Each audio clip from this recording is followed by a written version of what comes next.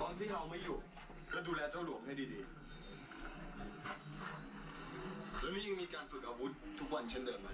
ฝึกตลอดทั้งเช้าทั้งเย็นดีมากนอกเหนือจากท่านมาบริหารประเทศแก้ปัญหาปากท้องชาวบ้านเนี่ยสิ่งหนึ่งต้องทำก็คือท่านต้องทำให้ประเทศมีภูมิแปรระบบกฎหมายระบบนิติต้องส่งให้มันเข้าที่เข้าทางมันศักดิ์สิทธิ์ให้เป็นระบบคนในประเทศจะได้ดีท่านละเลยข้อนี้และ